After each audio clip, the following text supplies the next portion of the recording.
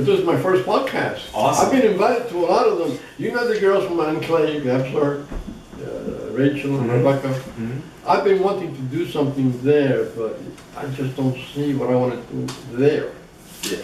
No, thank you for letting us be number one. Yeah, for real. So thank you for letting us be number one. Oh, you're gonna be? No, for being on our first podcast. Okay. Why not? You guys ready? Go ahead. Theme song. Do your thing.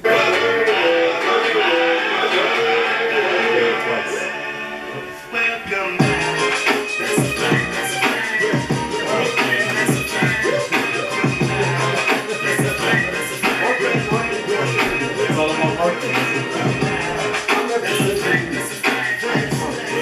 You don't know what?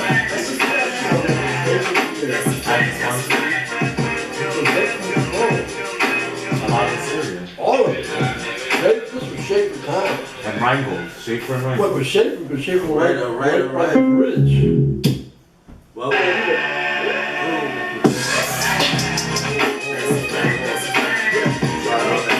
See, on the phone, people already logging on.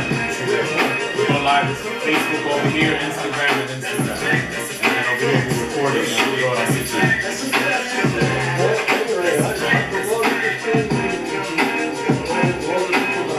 Nice. Instagram, Facebook, Messenger, text.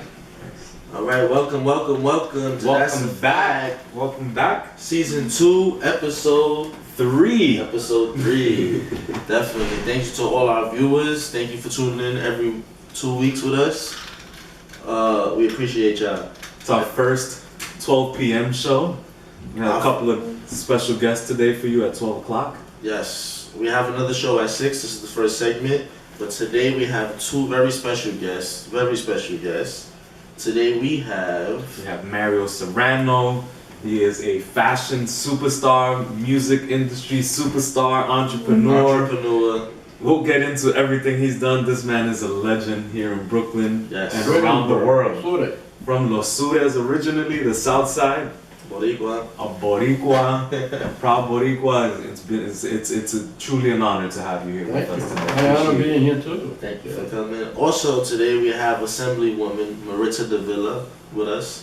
She's the New York Assemblywoman and chair of the Puerto Rican Hispanic Caucus. Yep, and she'll be joining us in a couple of minutes to talk about her role in that, her history, and what she's done for Bushwick and Los Sures. She represents both communities. So it's a pleasure to have 2 legends here with us today. And so want to get into it? Let's get right into it. Let's start with Mr. Serrano. Thank you for coming. Showtime. Showtime.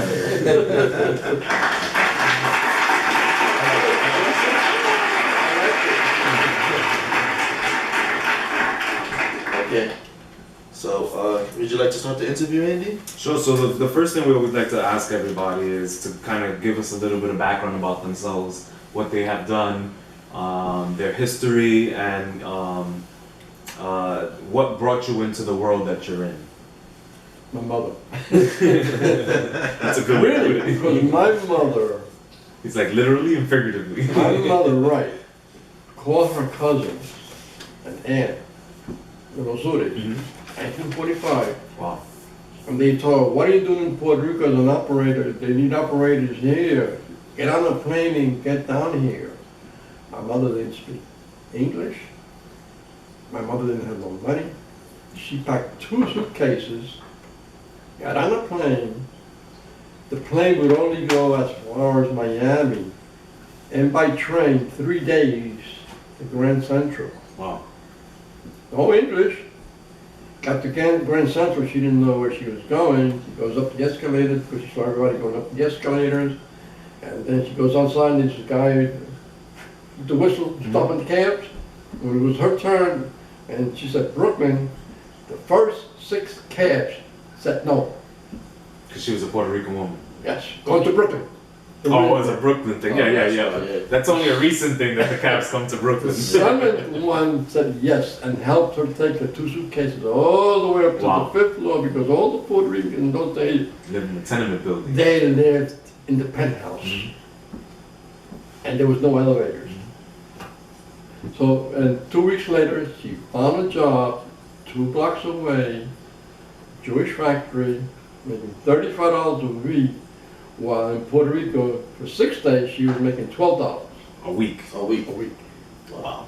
2 months later, she saved enough to send the airfare for me and my dad. So in 1945, I was 2 years old and Los Urias. Wow. That's crazy.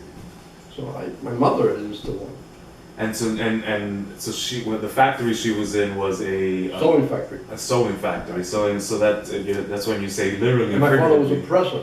So and that's also what got you into Yeah. at 14 years old, as you was telling us off the Before air. that, when my mother couldn't find a babysitter, guess what? You had to go with her. I would go with her to the factory and they would put me to work. Gotcha. Wow. Gotcha. So I Gotcha. got used to hanging around machines, I got used to hanging around women, I got used to hanging around, you know, the whole thing. Mhm. So that background in you sparked the. Yeah, it stuck in me right away. Wow. That's great actually. And then after that, when I was 13, I was working in a hardware store. And next door to me was Herzog's Men's and Boys. And my cousin was working in Herzog at the time, but he was going back to Puerto Rico. So I says, Joe, whenever you're ready to leave, introduce me to your bosses because I want to leave the hardware store and get into clothing. But in the hardware store, I learned how to make Venetian blinds. Wow. I learned how to make shades. I learned how to mix paint. And I learned how to run a hardware store. That's incredible. So you got a lot of At experience. 13. So in those days, you could work at 13, 14 years old. There was no, there were no restrictions. in that. No working papers. No working papers. Used to be Right. 14. Yeah. At 12, go a year back, at 12, I was working for a Jewish dental laboratory on Broadway and Wow. Bedford Avenue, delivering the teeth all over Brooklyn to the dentist. Delivering teeth. Yeah. Wow. Because they're a dental laboratory, so they make the teeth, And and they give me a list of dentists that will go deliver them. Wow. 75 cents an hour. That's great. incredible. Wow. I'm gonna ask you a question. Can you tell me more about your experience in the club and the music industry? Well, I got into dancing very young. I used to sneak into the Palladium at 16 with all the big bands. And there was a group of us, and I used to sneak in between all of them because you had to be 18 to get in. Yes. So I would sneak in, and after a while they knew me. They never asked me, they never, let me see your ID. In those days it was draft cards, no picture ID. Yeah. I used to borrow anybody's draft card Get it. And and get into a bar or something. And the guy would look at the draft card and he would look at me with the draft card. All right, what do you want to drink? So as a result of working in the clothing store, as a result of the dancing, I became a model at 17. It just automatically got me into the music business, and then when I opened my first store, and all the guys coming up and that became basically Fania were all friends of mine. Defining all stars. Yes, they became act a little. Was it? Did you have any clothing lines of yourself, of your own in development before you became a fashion? I mean, before you became a model? No. I was always dressing up. Yeah. So I found a modeling teacher that said, "Boy, you're a perfect model. Yeah. You dress well, you're slim, you're good looking." And he said, "I want to train with you." And he started doing shows with me. The problem there was that he was gay, and in those days I had no knowledge of what gay that was. Right. Yeah. And when I stay away from me. Right. So when did you start designing your own clothes? I never designed my own clothes. I used to go to the garment district and sat down with all the manufacturers that were making clothing at that time, and they would show me all the samples, and I would pick whatever I liked it from the samples that they showed me. Gotcha. Got it. Because, if I like it, I'm going to sell it. Yeah. So they value. And I got into having a keen eye for fashion. So you were like a fashion consultant. Yeah. Right. So they valued your opinion and. Right. Yeah. So and eventually, after a while, all of my friends, when they were producing their lines, I would buy my fabric and include it with their fabric And when they were done, they would give it back to me. I would put my label. And it was my fabrics, their design. You know, it was a combination. Gotcha. Yeah. What was the name of your stores? Mr. Mario. Mr. Mario's. Started with one in 1965. And that was the And one I on ended up Broadway and with- Havemeyer. Huh? Broadway and Havemeyer. No, Havemeyer in South Fourth Street. Okay. Wow. The year later, in '66, You went to Broadway. I moved it to the middle of Broadway between Havemeyer and Marcy, Wow. right by the Marcy Avenue station. Mhm. Yeah. In '72, the corner building on Havemeyer and Broadway burnt down. I bought the lease. Is that where the bank is or where the McDonald's? That's where the bank is, Oh. Bank America. Gotcha. It burnt down, and it was like a John's Bargain store type, Lazarus department store. And I bought the lease, and I went to Chase Manhattan, and I got a loan for $300,000. Wow. Wow. They didn't, you know, In first those- Puerto Rican to get $300,000 from Chase Manhattan. That's incredible. But I had track record. I had the store in Drive, Yeah, for I had sure, the you store had- in Clinton You had Street, the I credit already. had one in Knickerbocker, I had my store in Graham Avenue. So we know in business location is key. Huh? So we know in business location is key. So like, which store would you say did the best? Lower East Side. Lower East Side. And my flagship, because That's it's my where neighborhood. that was where the biggest Puerto Rican communities were. Yeah. Right. So, but the Lower East Side, I was on Clinton Street, if anybody's familiar with Clinton Street, between Delancey Mhm. Yes. and Rivington. Mhm. And I had an 80-foot frontage store, so I had nice windows. And with all the radio promotion that I was getting for Get Your Tickets to Mr. Mario, there was the biggest advertisements for the best salsa radio show at the time, Dick Ricardo's Sugar Show. Dick Ricardo would plug the hell out of my store. Which radio station was that? It was But it was an F. Dick An F. Ricardo Sugar. Anybody said Dick Ricardo from that, they know. And then Gotcha. after that came Symphony Sid and Joe Gaines. Gotcha. That's awesome. Yeah. So let's backtrack a little bit because we I think we went right We into jumped a the little music. bit, yeah. But That's okay. what I got go you? backwards, forwards. What got you? We're doing like a movie flashback. now. Yeah. What got you into the music was the fashion, right? So Stores. the stores, And right? knowing the band. And you were and telling friends. us a little bit about what happened in 1973 with the oil embargo and how that impacted the South Side community, but specifically how that impacted your business, right? So there was a time where you had an empty store, and that's what got you into The floors. right? And that's what got you into the music business.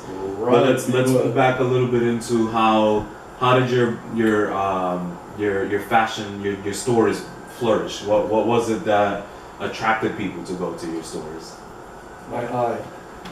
I had the eye for fashion. And what I bought, they would like. Price was right, Mm-hmm. you know.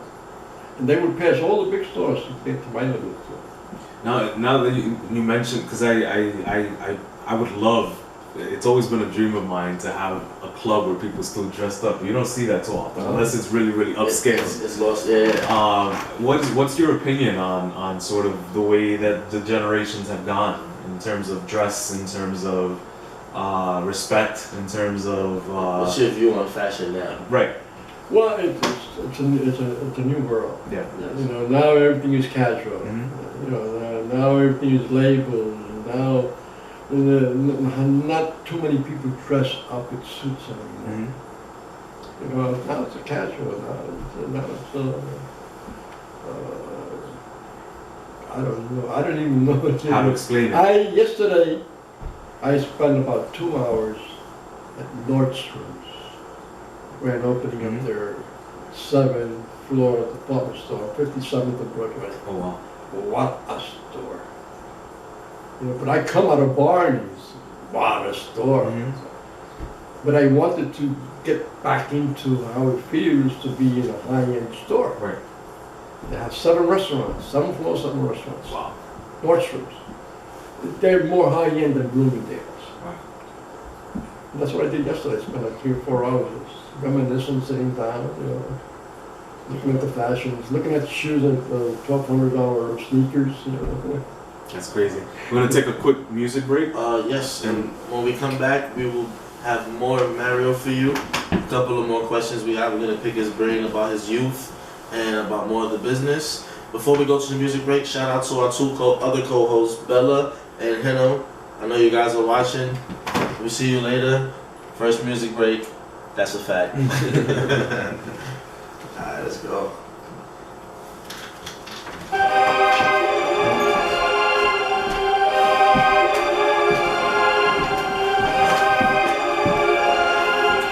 Oh, the viewer that just commented on my page, that was Mills. We've been playing Mills' mixtape the whole show. Another dope artist. Tune in. That's CHS Mills. Subscribe on YouTube to him. That man is going somewhere. Show love. Remind all our viewers also to subscribe to our YouTube page at That's a Fact NYC. Definitely. Trying to bring our viewers, our subscribers up on YouTube. You'll see these videos will go up on our YouTube as well. We always put up the recordings. That's why we keep stopping the show, because we got to make sure that camera's still active. Yes. But I want to thank everybody on our Facebook page, Instagram page, and on Jay Styles' Instagram page for tuning in. We have a great guest today, Mario Serrano, legend in the Latino community, Puerto Rican community, the Southside community, the Brooklyn community, the Jewish community. It's always a pleasure to have people like yourself here with us.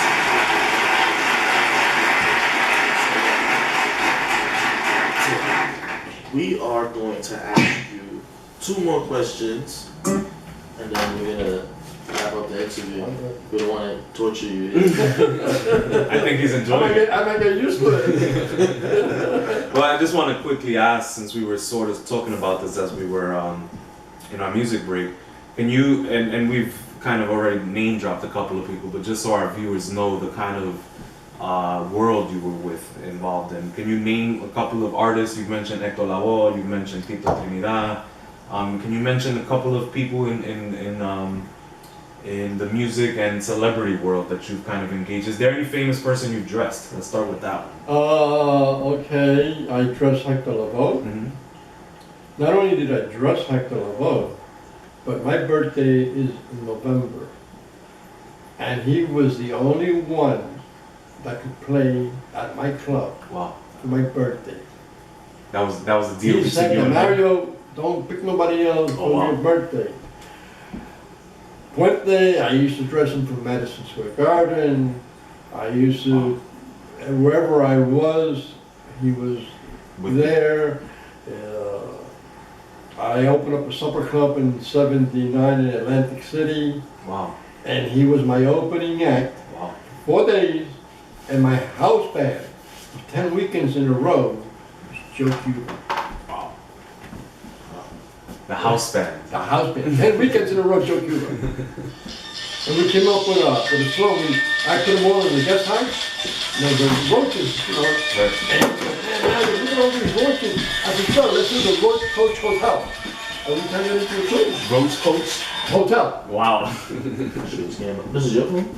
Yeah. Oh shit, I'm bugging. I thought it was your phone. It says it was scammed lately. You gotta hang it up. Yeah. Let me shut it off. Sorry about that. No, it's That was alright. your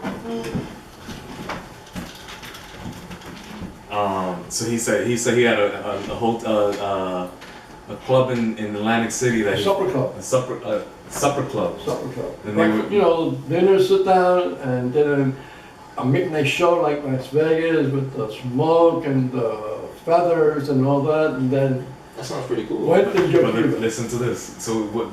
He goes in. The club is full of roaches, and so they ended up calling it the Roach I rented Coach. the guest house for all the staff. Roach Coach Hotel. Roach Coach Hotel. Joe Cuba. That's amazing. That's fucked up. Like, how you have an establishment with roaches? I mean, No, it's food though. before they opened, it was full of roaches. Then they cleaned it up. Oh, then they got oh, I thought you meant like they went to a bar and then they seemed like No. No. You know, I had like It was maybe closed. 50 people working between the bands and the staff and all that. Yeah. You know, and it was 4 days, so I might as well. I made a deal with the guest house. And The rest is history. yeah, the rest is it. My first dance was in 1969 on Havemeyer and Grand Street, Okay. Grand Paradise Ballroom. I had 14 bands, and Dick Ricardo Sugar doing a live broadcast from the dance. $3.99. The bands, La Lupe,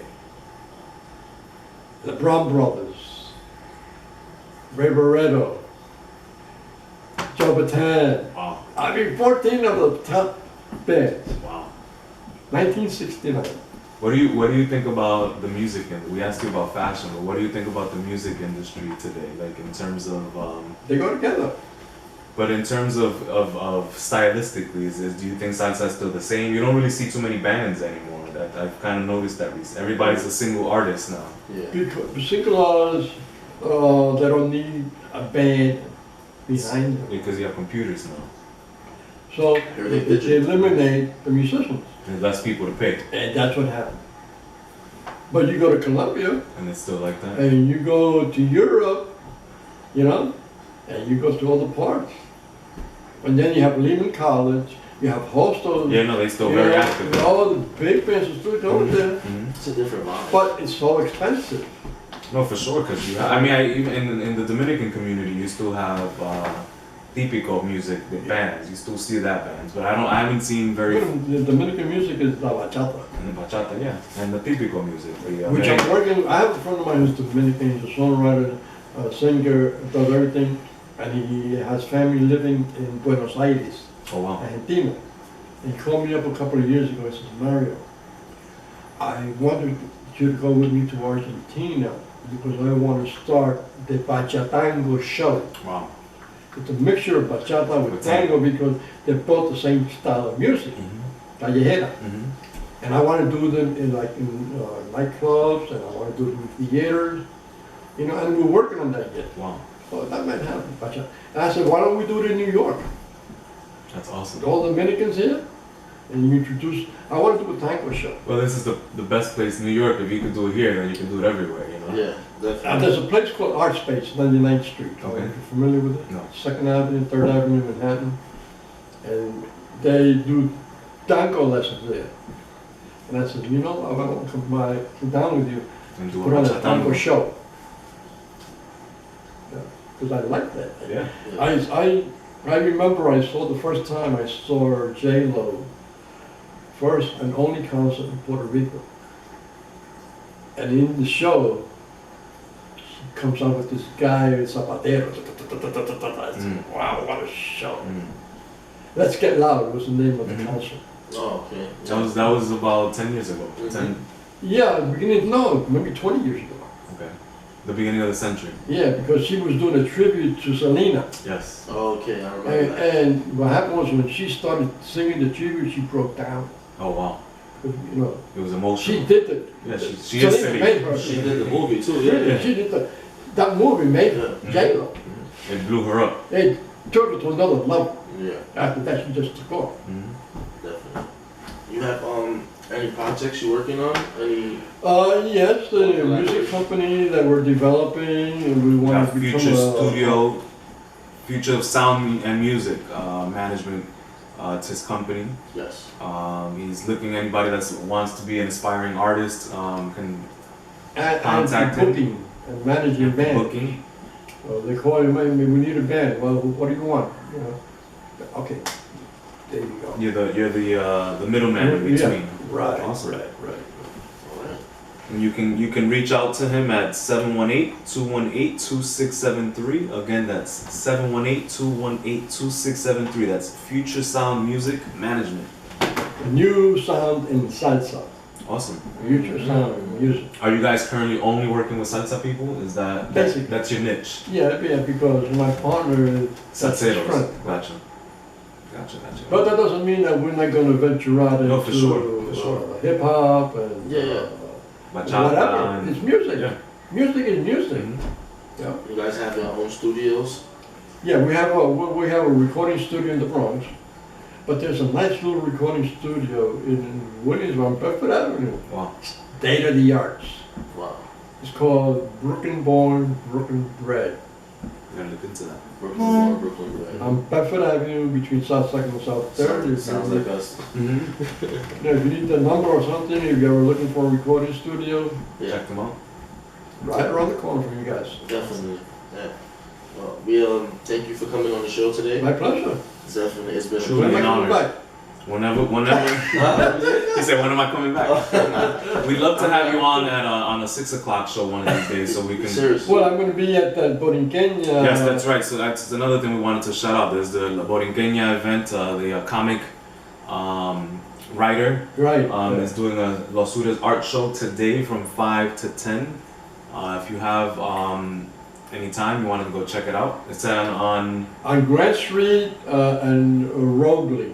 Grand and Roebling. That's right, Grand Street and Roebling. La Borinqueña. The comic. The comic is called La Borinqueña. The artist, the writer It's is the Wonder Woman of Puerto Rico. of Puerto Rico. That's right. And when DC Comics saw what he was doing, they put him into their fold. Mhm. So he's part of DC Comics. No, yeah, that's true. You're talking about heavyweights. No, that And now he tours with and he's in the Smithsonian Institute with the outfit de la Borinqueña. Mhm.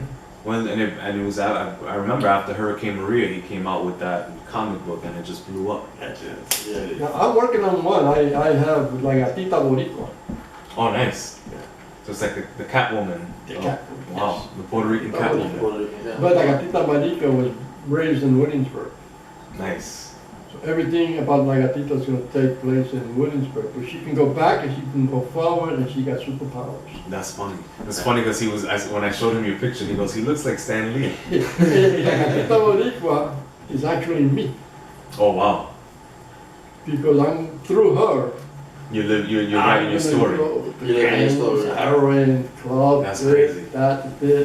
That's a cool backstory. That's crazy. Oh, thank you. You for already coming know in. La Gatita Boricua coming soon Yeah. to a store near you or Amazon online. Yeah, like Halle Berry when she did Catwoman. Yes. That's what she's gonna look like. Check it out, guys. Mario Serrano. Mario guys. Serrano from Mr. Mario's. Mario a Serrano. Brooklyn and Puerto Rican legend. Pleasure to have you on, Oh, sir. thank you, thank you. Oh.